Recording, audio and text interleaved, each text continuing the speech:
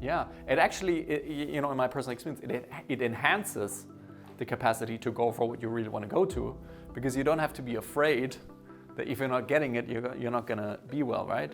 So one of the biggest experiences that I have with clients is that I have a really big challenge dreaming big.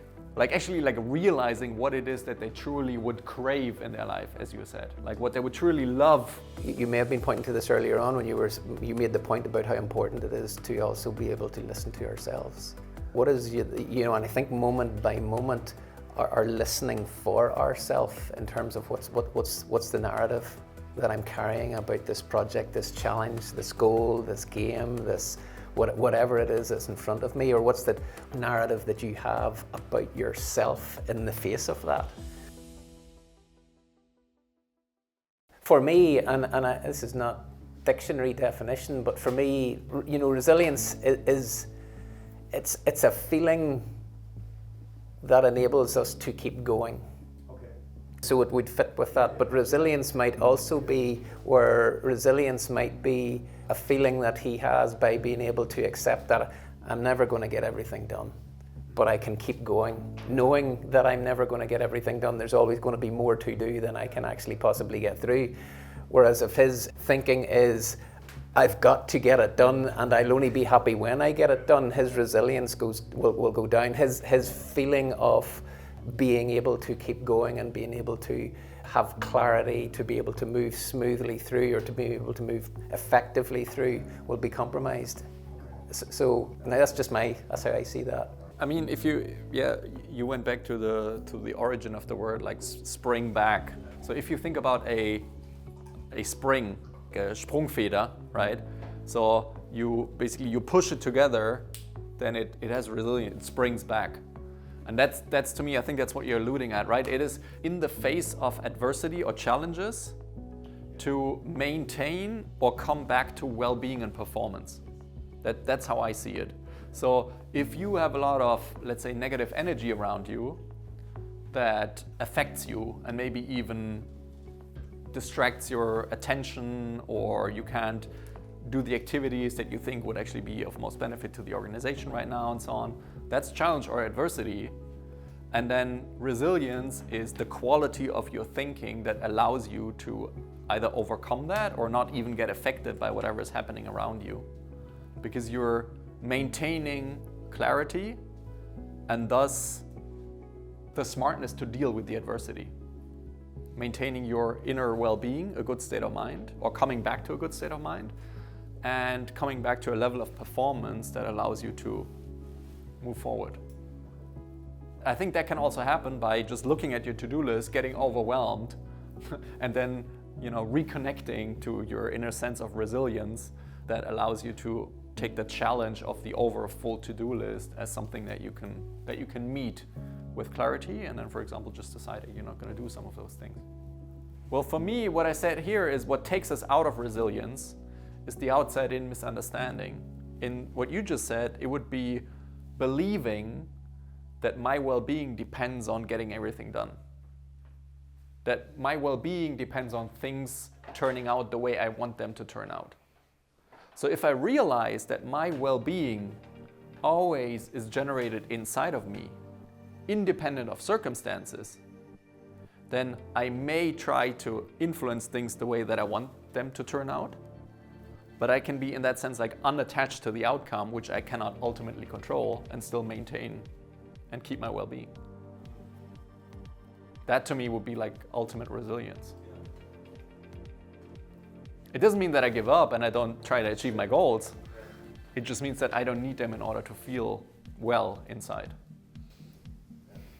We use slightly different language for this, which really ties in.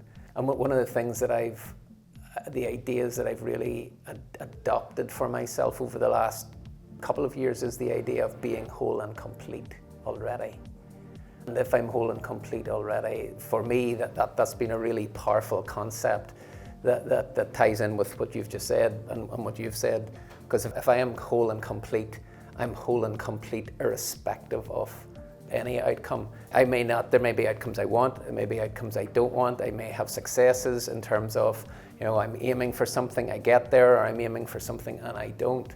but I'm not compromised. In a sense, my resilience, my ability to connect with clarity, my wholeness and completeness are not compromised. I am intact. And what I have found is that just embracing that as an idea has been really powerful for me. So, and I think, in terms of how you've articulated that, unattached, it really strongly connects for me. There's a psychologist by the name of George Pransky, and he has this powerful, he speaks about the difference between involvement and investment. And he talks about investment means that you're attached to the outcome. You basically, the thinking that your well-being depends on you getting what you want, like realizing the outcome. Whereas involvement just means you put your heart and soul into whatever you're doing. And most people collapse those two dimensions. They think, if I put my heart and soul into something, then of course I'm going to be attached to the outcome, and I'm going to feel depending on how things go. And he says, no, those are like two different dimensions. You can give your heart and soul into something without being attached to the outcome. You can be involved without being invested, and that's actually the most beautiful way to live. It's kind of like living life as a game where you're trying to win or trying to make points and move forward, but you're not suffering if things don't go your way, because you have innate well-being and innate resilience that you can always come back to. And it doesn't have to compromise the degree to which you're going for it. Yeah, it actually, in my personal experience, it enhances the capacity to go for what you really want to go to, because you don't have to be afraid that if you're not getting it, you're not going to be well, right? So one of the biggest experiences that I have with clients is that I have a really big challenge dreaming big. Actually realizing what it is that they truly would crave in their life, as you said. What they would truly love to invite into their lives.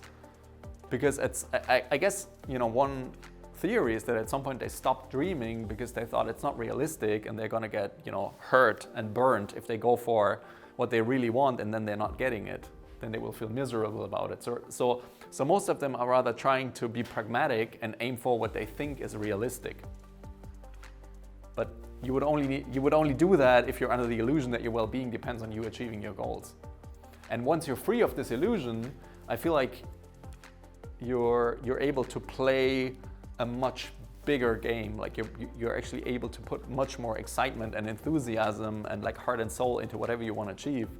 Because that's fun. It's just a fun thing to do, and you won't be negatively affected by it if it doesn't work. I would like literally for you to check in with yourself. If you have an experience either right now or have had an experience of being fully present, right? Was there a not being in your thinking? Is there ever any question that you're not whole and complete?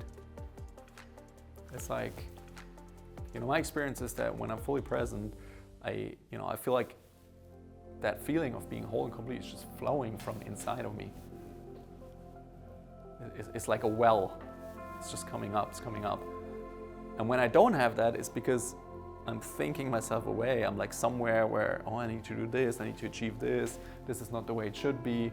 The only thing that is taking me out of that, which we have access to in the present moment, is, thinking that it should be different. Things should be different than they are right now.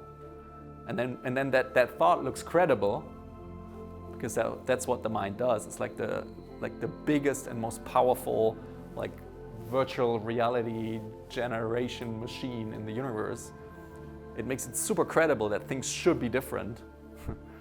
And not being whole and complete is created by that gap between how things are and how we think they should be. And I think you may have been pointing to this earlier on when you made the point about how important it is to also be able to listen to ourselves. What is, and I think moment by moment, our listening for ourselves in terms of what's the narrative that I'm carrying about this project, this challenge, this goal, this game, this whatever it is that's in front of me, or what's the narrative that you have about yourself in the face of that. I can't cope, I can't handle it, I'll never manage that. If that is our narrative, that's the cloud that gets in the way of us having access to all of the resilience and all of the clarity that is available to us.